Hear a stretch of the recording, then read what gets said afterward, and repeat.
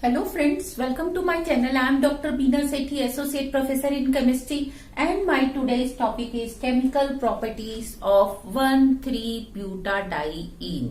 आज हम ब्यूटाडाइन की केमिकल प्रॉपर्टीज को डिस्कस करने वाले हैं, जिसमें आप ध्यान दें कि इसकी 4 टाइप की प्रॉपर्टीज होती हैं. First one is addition reaction, second is Diels Alder reaction, third is polymerisation reaction and fourth one is reduction reaction, जिसमें से हम पॉलीमराइजेशन और रिडक्शन रिएक्शंस को इसकी मेथड्स ऑफ प्रिपरेशन के साथ प्रीवियस लेक्चर में डिस्कस कर चुके हैं. और आज के इस लेक्चर में हम डिस्कस करने वाले हैं addition reactions and Diels Alder reactions. इसकी एडिशन रिएक्शंस को हम 2 पार्ट में डिवाइड करते हैं. First electrophilic addition reaction and second one is free radical addition reaction.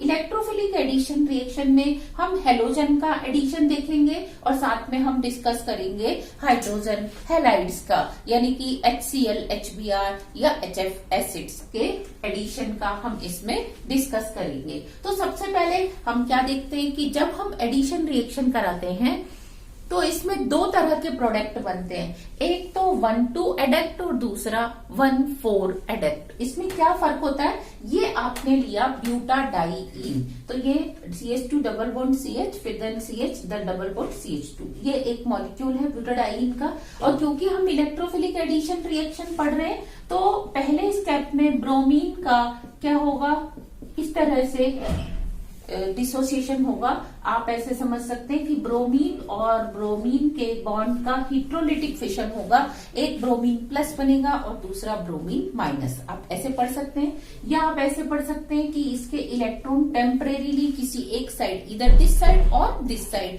क्या होंगे, वो शिफ्ट हो जाएंगे. तो एक के ऊपर पार्शियल पॉजिटिव और एक के ऊपर पार्शियल नेगेटिव होगा. लेकिन इस इलेक्ट्रॉन को देख के, क्योंकि पाई बॉन्ड में जो लूसली बॉन्डेड पाई बॉन्ड के इलेक्ट्रॉन्स होते हैं उनकी तरफ कौन अट्रैक्ट होगा, ब्रोमीन का पॉजिटिव पार्ट. ये वाला पॉजिटिव ब्रोमीन इसके ऊपर अट्रैक्ट होगा. अब जब वो इस बॉन्ड पे आएगा तो वो 2 काम कर सकता है, या तो इस इलेक्ट्रॉन को टुवर्ड्स आउटसाइड यानी कि टर्मिनल पोजीशन की तरफ इलेक्ट्रोमैग्नेटिक शिफ्टिंग के द्वारा शिफ्ट कर सकता है, या टुवर्ड्स इनसाइड यानी कि इस तरफ. दोनों में से एक पॉसिबिलिटी पूरी होगी. और क्या होगा, CH2 डबल बॉन्ड CH, ये आपको मिलेगा CH2Br और CH2Br. कहने का सेंस क्या है कि दोनों के ऊपर एक एक Br आ जाएगा. पहले इधर आएगा बाद में इधर, या फिर पहले इधर बाद में इधर, और आपको मिलने वाला है 1,2 एडक्ट. या क्या हो सकता है कि आपको ये CH2 और इस CH2 के ऊपर एडिशन हो और ये दोनों ही बॉन्ड ब्रेक हो और फिर ये दोनों आपस में बॉन्ड बना लें, तो आपको मिलता है 1,4 एडक्ट. अब हम इसके मैकेनिज्म को डिस्कस करते हैं. मैकेनिज्म में जैसे मैंने आपको बताया, या तो ये आउटसाइड टर्मिनल पोजीशन पे या इनसाइड चेन की तरफ शिफ्ट होंगे. किसकी हेल्प से, with the help of bromine plus. तो अब क्या होने वाला है कि जैसे ही ये ब्रोमीन प्लस इसके ऊपर अटैक करेगा, सपोज ये बाहर की तरफ अटैक हुए, बाहर की तरफ शिफ्ट हुए, तो ब्रोमीन इस टर्मिनल पोजीशन से जुड़ जाएगा और इस कार्बन पे आ जाएगा पॉजिटिव चार्ज. अब जैसे ही ये पॉजिटिव चार्ज आएगा, ये भी तो हो सकता है कि ये इस इलेक्ट्रॉन को इधर की तरफ शिफ्ट कर ले. ये जो पाई बॉन्ड के इलेक्ट्रॉन है ये इनको अपनी तरफ शिफ्ट कर ले, तो यहाँ माइनस आ जाएगा, माइनस प्लस में बॉन्ड बन जाएगा और आपको यहाँ मिलेगा पॉजिटिव चार्ज. तो ये देखो, यहाँ पॉजिटिव चार्ज और ये माइनस प्लस में क्या बन गया, बॉन्ड बन गया. तो अब जो दूसरा ब्रोमाइड आएगा, Br माइनस आएगा, वो कहाँ अटैक करेगा, इस कार्बन पे अटैक करेगा और आपको मिलेगा 1,4 एडक्ट. लेकिन अगर वो क्या करे कि जैसे ये प्लस बना था, इसी प्लस के ऊपर यहाँ पे जो माइनस था, ये इधर आपने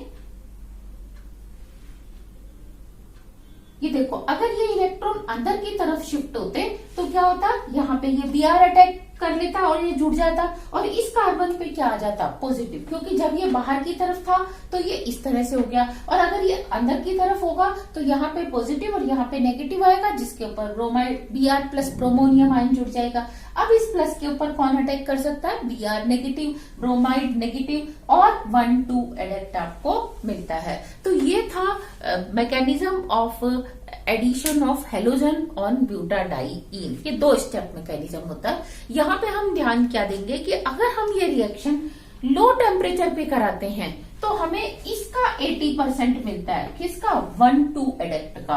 और अगर हम रिएक्शन हाई टेम्परेचर पे कराते हैं तो हमें ये मेजर प्रोडक्ट की तरह मिलता है।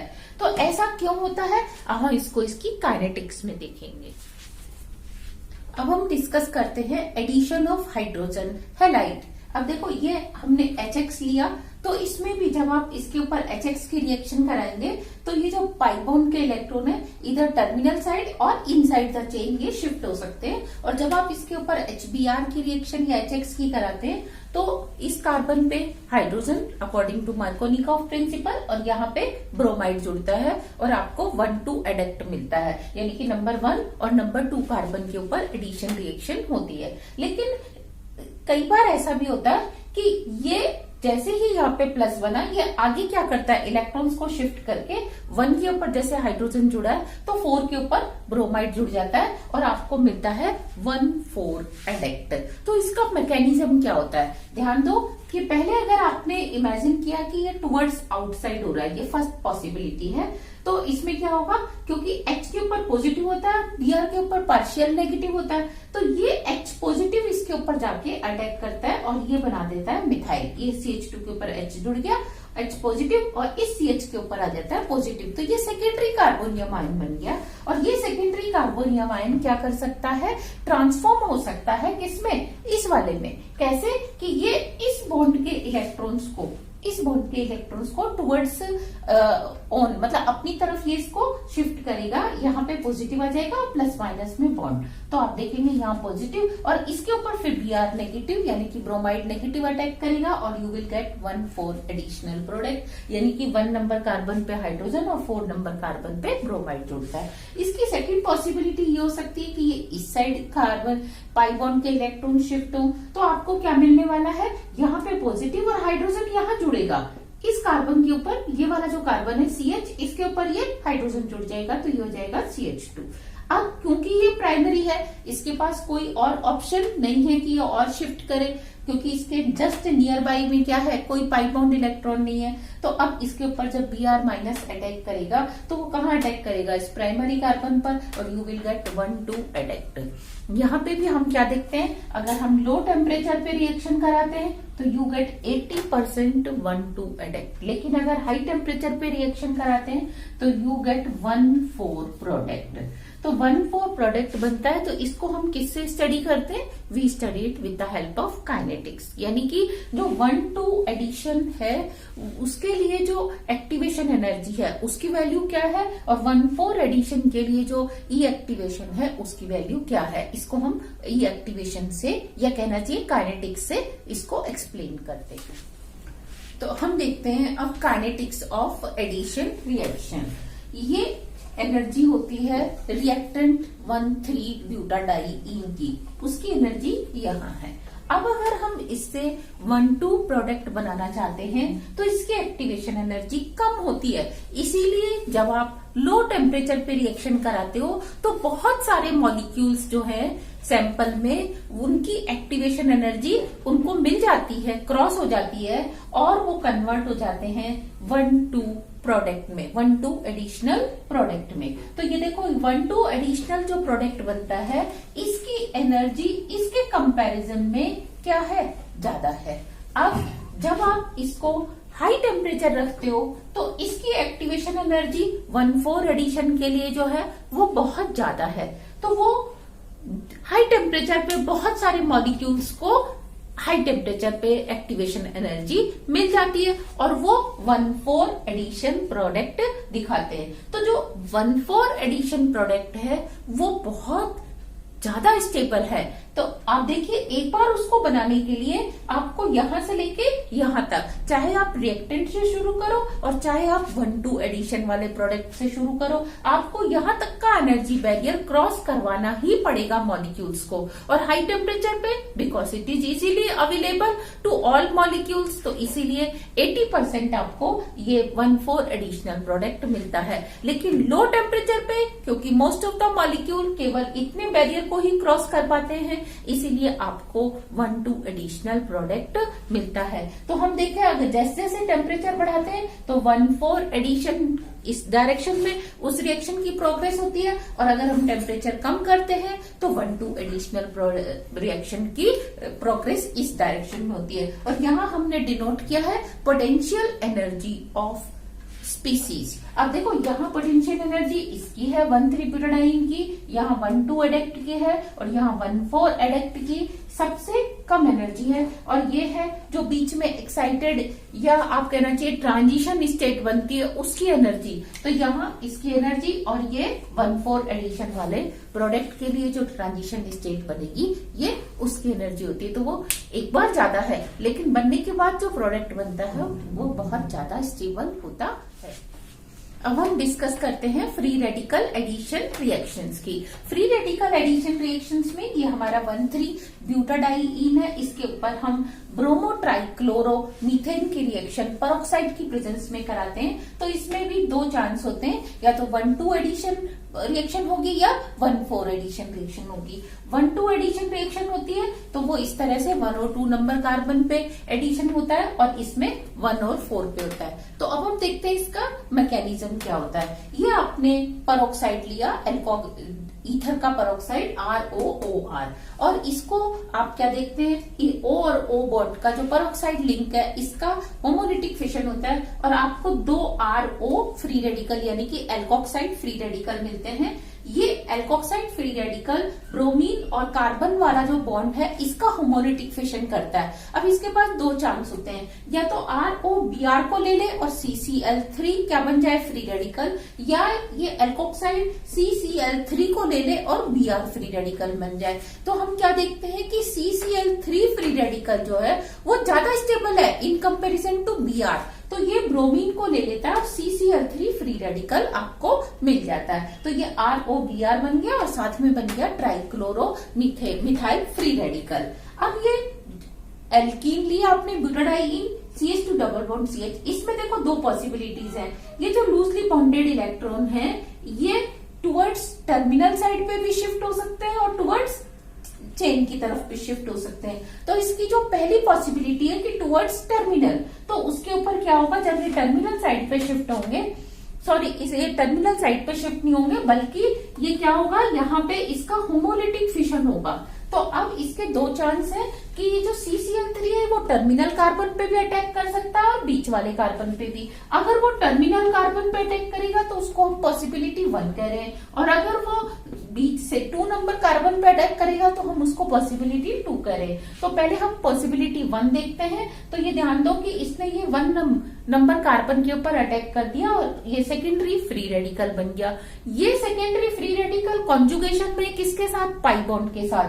तो ये क्या कर सकता है, यहाँ पे इसको शिफ्ट भी कर सकता है। और यहाँ पे क्या, जब ये सेकेंडरी पे अटैक करेगा तो प्राइमरी फ्री रेडिकल बनेगा। ये जो प्राइमरी फ्री रेडिकल है ये किसी के साथ कंजुगेशन में नहीं है, सेकेंडरी पे आपने CCl3 जोड़ दिया।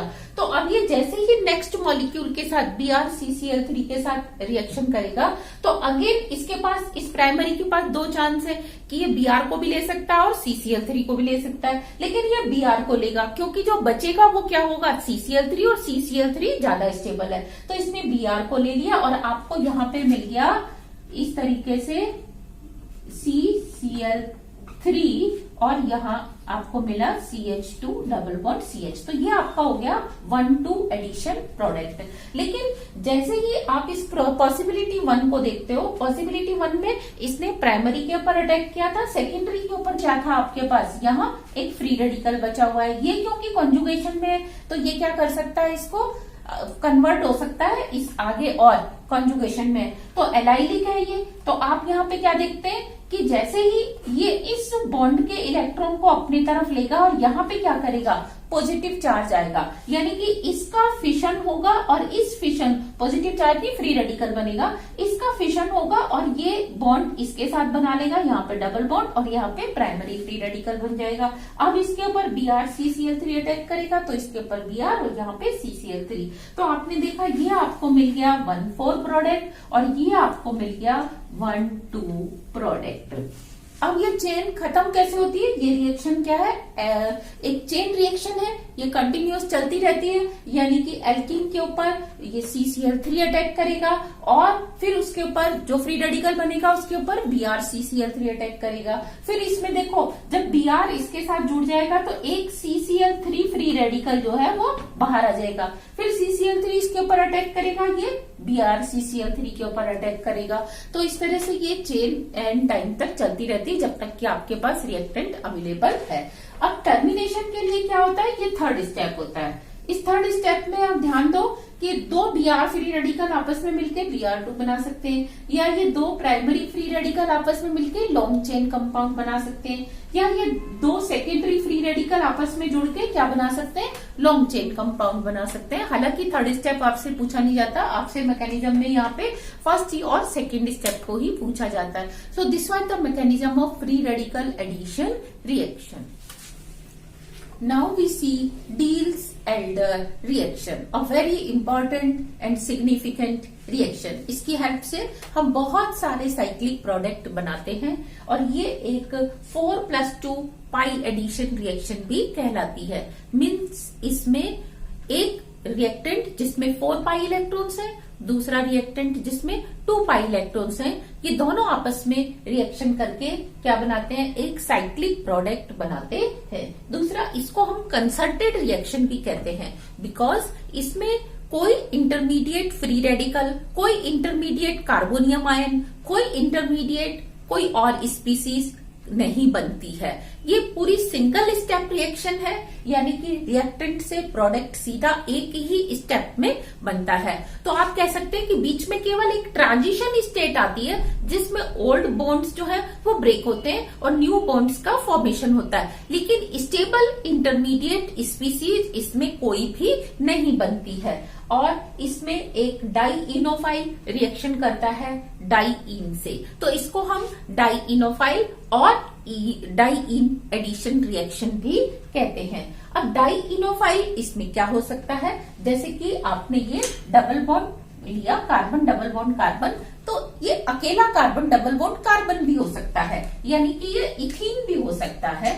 लेकिन इथीन में हो सकता है एक हाइड्रोजन की जगह क्या लगा हो? कोई keto group, nitrile group, nitro group, aldehyde group, acid या ईस्टर ग्रुप लगा हो, कोई एनहाइड्राइड भी हो सकता है। तो आप ले सकते हैं alpha beta unsaturated ketone, nitrile, nitro, aldehyde, acid और ईस्टर। तो ध्यान दो, अगर यहाँ पे CHO लगा हुआ है तो ये क्या है? अल्फा बीटा अनसैचुरेटेड एल्डिहाइड, और अगर ये कीटोन ग्रुप लगा है तो अल्फा बीटा अनसैचुरेटेड कीटोन, और अगर ये साइनाइड है तो alpha beta unsaturated nitrile, alpha beta unsaturated Easter, alpha beta unsaturated nitro. इसी तरह से आप एनहाइड्राइड कुछ भी ले सकते हैं। तो ये जो बेसिकली CHO ग्रुप आपको दिख रहा है, इसकी जगह आप कोई सा भी एक ग्रुप ले सकते हैं। और आप अगर ध्यान दें तो इन सारे ग्रुप्स का एक यूनिक कैरेक्टर है, वो क्या? कि both all these groups are electron withdrawing group. ये सब इस डबल बॉन्ड वाले कार्बन से इलेक्ट्रॉन्स को विड्रॉ कर रहे हैं। तो आप कह सकते हैं बेसिकली ये -I या -E इफेक्ट वाले ग्रुप्स हैं। दूसरा, आपको लेना होता है एक डाइइन। तो डाइइन में हम क्या लेते हैं? 1,3-ब्यूटाडाइइन लेते हैं, या आप इसका डेरिवेटिव ले सकते हैं। वो कैसे? कि आप एक हाइड्रोजन हटा के एक मिथाइल लगा दो इधर इस वाले कार्बन पे, या दूसरे कार्बन पे भी आप एक हाइड्रोजन हटा के एक और मिथाइल लगा दो। तो आप यहाँ पे क्या कर सकते हैं? मिथाइल सब्स्टिट्यूटेड डाइइन ले सकते हैं। और ये रिएक्शन होती कैसे है? ध्यान दो, इस रिएक्शन में हम सबसे पहले, ये मैंने डाइइन लिखी है, very simple diene, CH2 double bond CH, CH2 means one three butadiene. ये मैंने एक डाइइनोफाइल लिखा है जिसमें एक मैंने एल्डिहाइड ग्रुप लिया। आप चाहें तो एल्डिहाइड ना लिखकर simple CH2 double bond CH2 से भी इस रिएक्शन को पढ़ सकते हैं। अब देखो, क्योंकि इसका -I इफेक्ट है तो ये इलेक्ट्रॉन्स को अपनी तरफ विड्रॉ करेगा, और ये इधर और ये इधर, हमने सबको क्लॉकवाइज मूव कर दिया सारे इलेक्ट्रॉन्स को। और अगर ये CH2 डबल बॉन्ड CH2 होता तो आपके पास चॉइस होता कि आप सारे के सारे इलेक्ट्रॉन्स को या तो क्लॉकवाइज कर दो या सबको एंटी क्लॉकवाइज कर दो। बात एक ही है। तो यहाँ मैंने सबको क्लॉकवाइज किया, तो यहाँ पे देखो इसके ऊपर partial negative, partial positive, partial negative, partial positive, partial negative, partial positive, यानी कि नेबरिंग कार्बन्स जो है दे हैव अपोजिट चार्ज। तो ये देखो प्लस के पास माइनस, प्लस के पास माइनस, फिर इस माइनस के पास प्लस, इस माइनस के साथ वाले कार्बन पे प्लस। अब इनके बीच में एक ट्रांजिशन स्टेट बनती है। ये देखो ये जो CH2 है, ये CH, ये CH2, ये तो ब्यूटाडाइन के कार्बन हो गए और ये मैंने लिख दिए डाइईन के कार्बन। अब ये मैंने CH2, तो इसके बीच में ये जो बॉन्ड था पाई बॉन्ड, ये धीरे धीरे धीरे ब्रेक हो रहा है। यहाँ पे ये न्यू बॉन्ड फॉर्मेशन हो रहा है, इन दोनों के बीच में बॉन्ड था ये ब्रेक हो रहा है। फिर यहाँ पे एक न्यू बॉन्ड का फॉर्मेशन हो रहा है, फिर इन दोनों के बीच का बॉन्ड ब्रेक हो रहा है और इन दोनों के बीच में एक न्यू बॉन्ड का फॉर्मेशन हो रहा है। तो इससे ये वाली स्टेट बनती है। ये जो मैंने आपको बीच में बना के बताया है, ये सिर्फ मैंने आपको इलेक्ट्रॉन्स का मूवमेंट समझाने के लिए बनाया है। एक्चुअली ये दोनों मिलके इस तरह की ट्रांजिशन स्टेट बनाते हैं जो कि इमीडिएटली कन्वर्ट हो जाती है किसमें, प्रोडक्ट में। तो ये देखो ये CH2, CH, CH, CH2, ये आपका जो इतना पोर्शन है ये कहाँ से आया है, डाइईन से, और ये कहाँ से आया है, इन से, डाइइनोफाइल जो है आपका ये वहां से आया है। तो आपको एक साइक्लोहेक्सीन मिल गया और साइक्लोहेक्सीन में इस जगह पे क्या लगा हुआ है, CHO। अब अगर इस CHO की जगह आप यहाँ पे क्या लेते, कीटोन ग्रुप, तो यहाँ पे आपको कीटोन ग्रुप मिलने वाला था। अगर आप यहाँ साइनो लेते तो यहाँ आपको क्या मिलता, साइनो ग्रुप मिल जाता। और इसी तरह से अगर आप ब्यूटाडाइन में इस हाइड्रोजन की जगह मिथाइल लेते तो यहाँ आपको इस हाइड्रोजन की जगह क्या मिलता, मिथाइल, तो मिथाइल सब्स्टिट्यूटेड साइक्लोहेक्सीन मिलती। और अगर आप दूसरे कार्बन पर भी हाइड्रोजन की जगह मिथाइल लेते तो आपको डाइमिथाइल सब्स्टिट्यूटेड साइक्लोहेक्सीन मिलती। तो इस तरीके से अकॉर्डिंगली आपको प्रोडक्ट का नॉमेनक्लेचर करना होता है। तो ये एक कंसर्टेड रिएक्शन है। अब हम इसकी देखते हैं स्टीरियो सेलेक्टिविटी की स्टीरियो स्पेसिफिसिटी इसमें क्या होती है कि अगर हम यहाँ पे सिस या ट्रांस आइसोमर लेके चलें या इसमें हम कोई और आइसोमर लेके चले तो हमें कैसा प्रोडक्ट मिलने वाला है और उसका टेम्परेचर के ऊपर क्या इफेक्ट पड़ता है। तो हम इसकी स्टीरियो सेलेक्टिविटी के साथ साथ हम देखेंगे फैक्टर्स अफेक्टिंग डील-सेल्डर रिएक्शन। एक तो जब हम इन दोनों के ऊपर कोई भी सब्स्टिट्यूएंट ना लें तो ये रिएक्शन थोड़ी सी हाई टेम्परेचर के ऊपर होती है, लेकिन अगर हम डाइइनोफाइल में एक इलेक्ट्रॉन विड्रॉइंग ग्रुप लगा देते हैं तो हम क्या देखते हैं, रिएक्शन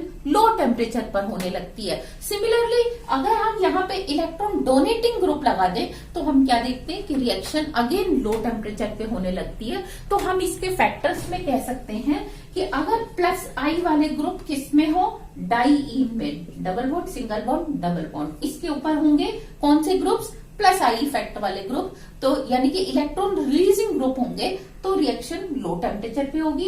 इसी तरह से अगर माइनस आई इफेक्ट वाले ग्रुप डाइइनोफाइल पे हैं, जैसे मैंने ये CHO CN आपको बताया, तो रिएक्शन लो टेम्परेचर पर होती है। तो यहाँ है कुछ एग्जाम्पल कि कैसे टेम्परेचर, जिस टेम्परेचर पे रिएक्शन हो रही है उसके ऊपर इफेक्ट पड़ता है सब्स्टिट्यूएंट्स का, कि means what are the factors affecting Diels Alder reaction. तो सबसे पहले ये हमने बेसिक डील-सेल्डर रिएक्शन ली है जिसमें हमने 1,3-ब्यूटाडाइईन और ईन की रिएक्शन करा के साइक्लोहेक्सीन बनाया है। ये आपका बनता है 398 केल्विन पर। लेकिन अगर इसमें हम डाइईन के अंदर अगर एक इलेक्ट्रॉन विड्रॉइंग ग्रुप जैसे कि एल्डिहाइड मैंने ले लिया तो मैं क्या देखती हूँ, एक्रिलिक एल्डिहाइड लेने पर ये रिएक्शन 373 केल्विन टेम्परेचर पे होती है और आपको जो प्रोडक्ट मिला इसका नाम क्या होगा, क्योंकि ये साइक्लोहेक्सीन है और ये 1 पोजीशन पे क्या है, कार्बोएल्डिहाइड, तो आप कह सकते हैं 3 साइक्लोहेक्सीन 1 2 3 4। तो क्योंकि 3 पे स्टार्ट हो रहा है और आपने कार्बोएल्डिहाइड वाले कार्बन को 1 नंबर दिया है तो ये हो जाएगा 3 साइक्लोहेक्सीन 1 कार्बल्डिहाइड। लेकिन अगर डाइईन के अंदर दोनों ही कार्बन जो बीच वाले हैं इनके ऊपर अगर मिथाइल सब्स्टिट्यूएंट जुड़ा हुआ है तो और आपने इससे एक्रिलिक एल्डिहाइड से रिएक्शन कराई तो आपको इन दोनों कार्बन पे एक मिथाइल ग्रुप मिलने वाला है। तो आप क्या देखते हैं, और डबल बॉन्ड भी, तो अगेन नॉमेनक्लेचर यहीं से नंबरिंग स्टार्ट होगी। तो आप कहेंगे 3,4 डाइमिथाइल, 3,4 डाइमिथाइल, 3 साइक्लोहेक्सीन एंड 1 कार्बल्डिहाइड। और जब आप देखो इसमें दोनों ही फैक्टर आ गए कि यहाँ पे इलेक्ट्रॉन विड्रॉइंग ग्रुप भी आ गया, यहाँ पे 2 इलेक्ट्रॉन रिलीजिंग ग्रुप भी आ गए, तो ये रिएक्शन 303 केल्विन पर ही हो जाती है। मीन्स टेम्परेचर और ज्यादा डिक्रीज हो जाता है, लो टेम्परेचर पर ही रिएक्शन होती है। सिमिलरली अगर आप ब्यूटाडाइन की रिएक्शन मैलेइक एनहाइड्राइड से कराते हैं, ये मैलेइक एनहाइड्राइड का फॉर्मूला है, तो 298 के ऊपर ही रिएक्शन हो जाती है because it has 2 electron withdrawing group. ये भी C डबल बॉन्ड हो, ये भी, दोनों क्या कर रहे हैं, इलेक्ट्रॉन को विड्रॉ कर रहे हैं। और आपको जो एक प्रोडक्ट मिलता है वो क्या है,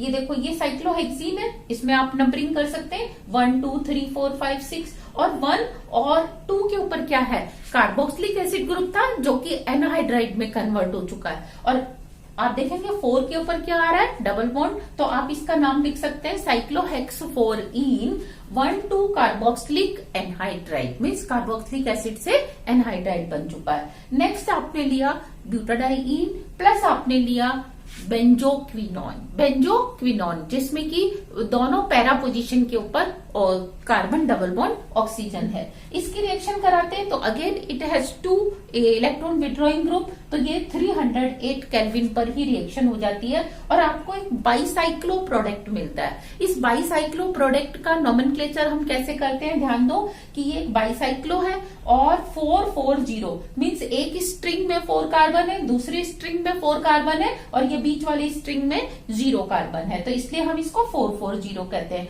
साथ में टोटल कार्बन 10 है तो हम इसको डेका कहते हैं। 3,8 डाइईन, देखो एक 3 के ऊपर डबल बॉन्ड है और एक 8 के ऊपर डबल बॉन्ड है। और नंबरिंग हम जो जॉइंट वाला कार्बन होता है जहां पे फ्यूज हो रही है 2 रिंग, वहां से हम काउंट करते हैं 1 और उस रिंग की तरफ जाते हैं जहां पे प्रायोरिटी वाले ग्रुप ज्यादा हैं। तो ये देखो 2 3 4 5, तो 2 और 5 के ऊपर क्या है, यहाँ पे डाइओन है, 3 और 8 के ऊपर डाइईन है, तो इसका नाम हो जाता है बाईसाइक्लो 440 और डेका 3,8 डाइईन 2,5 डाइओन। तो ये था factors affecting Diels-Alder reaction. Now we see stereo selectivity of Diels-Alder reaction. अब हम देखते हैं stereo selectivity of Diels-Alder reaction. इसमें क्या है कि ये अगर डाई जो आपका डाइइनोफाइल है वो सिस ले रखा आपने, तो after reaction you will get cis product only, और अगर ट्रांस ले रखा है तो you will get trans product only. It means this reaction is stereo selective और स्टीरियो स्पेसिफिक रिएक्शन। तो ये मैंने ब्यूटाडाइन के साथ मैंने सिस मैलेइक एसिड की रिएक्शन कराई है और यहाँ मैंने ट्रांस फ्यूमेरिक एसिड की रिएक्शन कराई है, क्योंकि मैलेइक एसिड के 2 फॉर्म होते हैं, सिस एंड ट्रांस।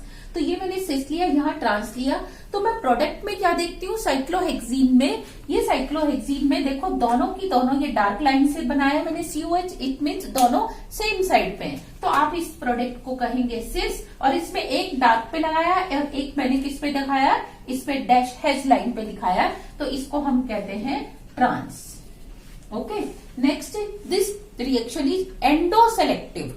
एंडोसेलेक्टिव मीन्स कि जब आपने इस तरह से डाइईन ली जो कि एक बाईसाइक्लो प्रोडक्ट देने वाली है, आप इस इलेक्ट्रॉन को मूव करेंगे, इन इलेक्ट्रॉन्स को मूव करेंगे और इनको, और क्योंकि ये पहले ही साइक्लिक है, आपने डाइईन जो लिया वो साइक्लिक लिया और एक साइक्लिक और बनने वाला है इसके साथ एडिशन करके, क्योंकि जब आप ये 2 ओपन चेन लेते हो तो आपको एक साइकिल मिलता है। यहाँ पहले से ही रिएक्टेंट के अंदर एक रिंग है, तो अब आपको बाईसाइक्लो कंपाउंड मिलने वाला है। तो ये देखो जब आप इसकी रिएक्शन कराते हैं तो ये 2 बाईसाइक्लो प्रोडक्ट पॉसिबल है। अब इन 2 बाईसाइक्लो प्रोडक्ट में जो एंडो प्रोडक्ट है इसकी एनर्जी ज्यादा है और जो एक्सो प्रोडक्ट है वो एनर्जी कम है, लेकिन फिर भी इसमें हम क्या देखते हैं, एंडो प्रोडक्ट प्रीडोमिनेट मतलब डोमिनेट करता है, और जो एक्सो प्रोडक्ट है जो कि लेस स्टेबल है, एक्सो प्रोडक्ट जो कि मोर स्टेबल है वो नहीं बनता, और एंडो प्रोडक्ट जो कि काइनेटिकली हम क्या थर्मोडायनेमिकली क्या है, लेस स्टेबल, वो ज्यादा बनता है। अब हम एंडो और एक्सो कैसे डिफाइन करते हैं, ये ध्यान दो कि ये रिंग है बाइसाइक्लो, तो ये मैंने रिंग बनाई, और अगर इसी के नीचे की तरफ CHO ग्रुप आ रहा है तो ये एंडो कहलाएगा, और अगर इस रिंग से बाहर की तरफ CHO ग्रुप जा रहा है, जैसे यहां मैंने बनाया, तो इसको हम एक्सो कहते हैं। तो आपने देखा इसमें एक्सो थर्मोडायनेमिकली ज्यादा स्टेबल है, लेकिन फिर भी ये प्रोडक्ट नहीं बनता, एंडो बनता है, तो इसीलिए हम इसको कहते हैं ये एंडो सेलेक्टिव है। नेक्स्ट हम देखते हैं ये रीजियो सेलेक्टिव है। रीजियो सेलेक्टिव में क्या होता है, आपने अनसिमेट्रिक डाइईन ली और उसकी अनसिमेट्रिक ईन से रिएक्शन करा दी, तो आप क्या देखते हैं, ऑर्थो पैरा प्रोडक्ट जो है वो ज्यादा बनते हैं, मेटा प्रोडक्ट कभी भी नहीं बनते। तो इट मीन्स ये रीजियो सेलेक्टिव कंपाउंड भी, मतलब इस रिएक्शन की खास बात क्या है कि ये रीजियो सेलेक्टिव भी होती है। अभी हम इसका एग्जांपल नेक्स्ट स्लाइड में देखते हैं। With the help of this reaction we can easily understand the regioselectivity of Diels Alder reaction. ये मैंने अनसिमेट्रिक डाइईन ली है, ये मैंने अनसिमेट्रिक ईन ली है।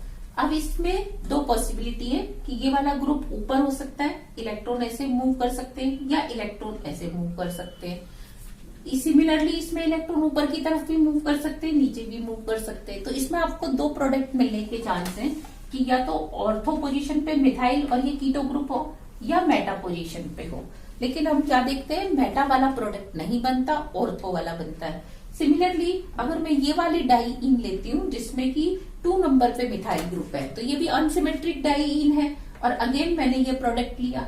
अब मैंने देखा कि इलेक्ट्रॉन इधर भी मूव कर सकते हैं, इधर भी मूव कर सकते हैं, 2 चांस है। लेकिन अभी भी क्या होता है कि ये वो वाली पॉसिबिलिटी को फुलफिल करता है जिसमें कि प्रोडक्ट पैरा बने, यानी कि दोनों सब्स्टिट्यूएंट पैरा पोजीशन पे रहे, ना कि वो वाली पॉसिबिलिटी को फुलफिल करता है जिसमें मेटा प्रोडक्ट बने। इट मीन्स जो डील-सेल्डर रिएक्शन है, it select specifically, it selects ortho para product and it avoids और इग्नोर्स मेटा प्रोडक्ट। तो हम इस रिएक्शन को कहते हैं regioselectivity of Diels Alder reaction. And with this reaction I think this your butadiene chapter is finished. And if you have any query, please write in my comment section so that I can solve your queries also. Thank you very much. All the very best.